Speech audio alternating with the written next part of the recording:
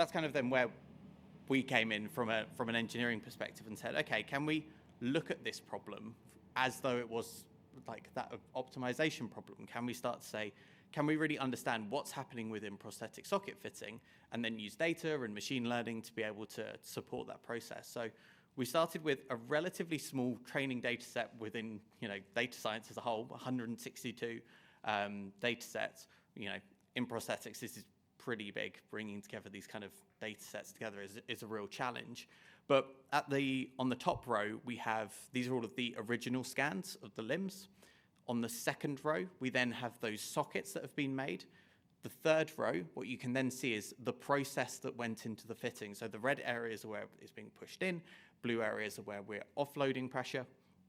And then what we're able to do is we're able to create a parametric model of socket design.